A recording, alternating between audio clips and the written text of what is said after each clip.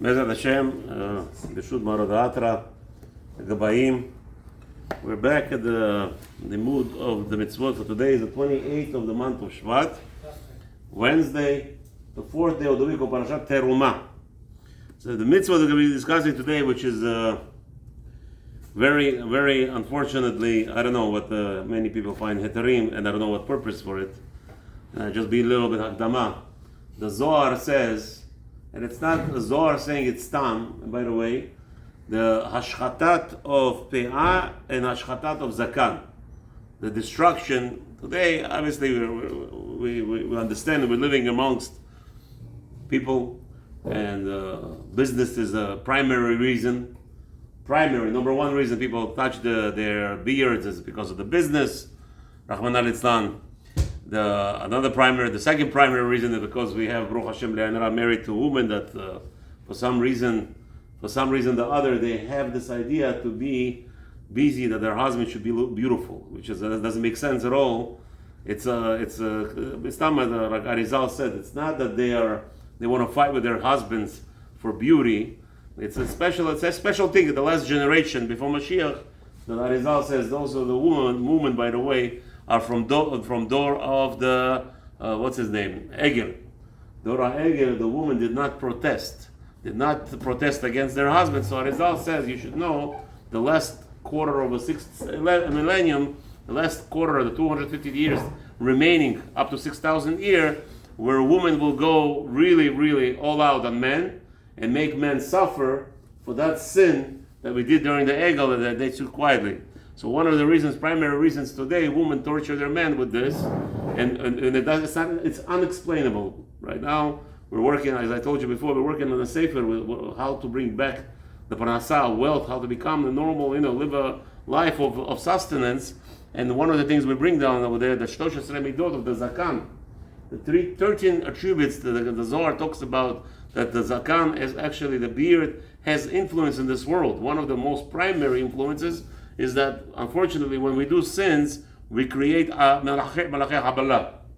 The angels, they're afraid. Who are they afraid the most? The bigger your beard, they're more afraid of you the most. Why? Because what happens is, it says that the beard, we see the beard going down this way. The malachim, they see us upside down. They actually see the bigger the beard is, the bigger the crown, and that represents a malchut, it represents kingdom.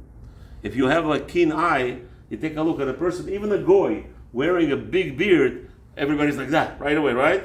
The most famous movie of the Goyim is the Santa Claus. And what makes him the Claus so important in their eyes? The bigger the beard, right? Even today they make money in the shopping centers where they put the goy, the big fat goy with the big white beard. He makes more money because it looks real.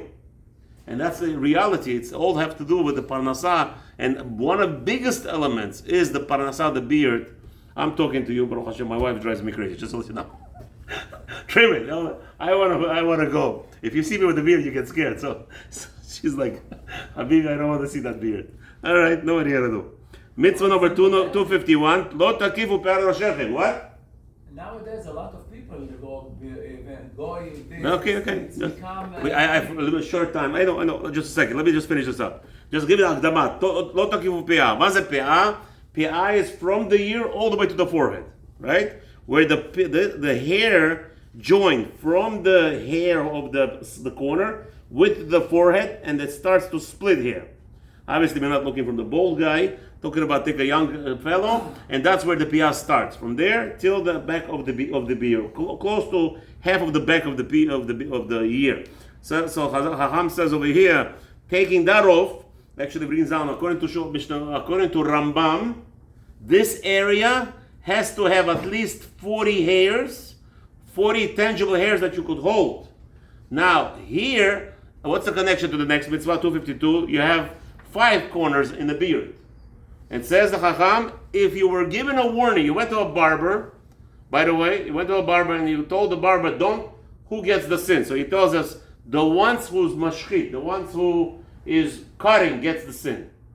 So, for instance, if you're a father at home, or your mother, you cut the children's hair, and you cut all this, you get sin. How many sins? It's 2 sins, but there's a big but here.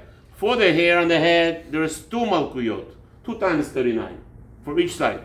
For the hair on the beards, 5 times 39. It's 2 sins, but it gets 7 punishments and even 1 atra'ah. So you come to a barber and you're about to clean yourself, and you tell the barber, please cut my hair. What you want, I want, and you name the name of some actor, and he cuts to you according to this actor, like they do in a barbershop. So boom, boom, boom. In one shot, 2 witnesses come and say, hello, mister, don't do it. You did it. 7 malkuyot, 7 times 39. If you could handle 1, let me know.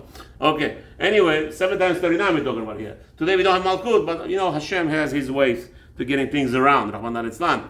So he says over here, what about, so why did I say parents? Because parents, the children don't help them. Obviously the parent's doing it on his own, so the parent's going to get punished.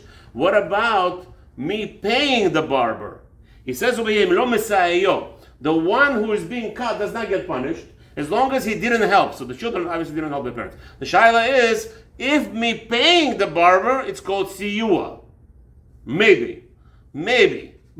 I would, if you come to me in my Torah, in my book, if I was writing the Torah, I would say yes. I would say yes. Haras, you pay the guy, obviously.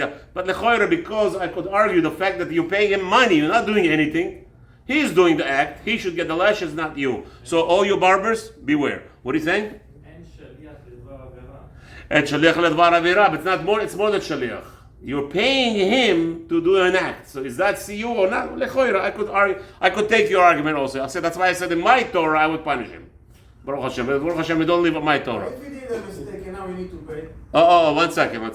If he did a mistake, there's no hatra'ah, there's no malkut. So what's the question? No, you told him don't cut. And he cut. No, okay, big deal. So, okay, that's called shageg. Unless it's honest, unless it's memizid, he's such a rasha. By mistake, no problem. Habibi kiss his hand, everybody's happy. Shogeg, yeah, there's no problems. Okay, Mishoshe, what bothers Hashem? Why is Hashem bothered with all this? Simple is, Kadosh Baruch Hu says, I despise you looking like a goy.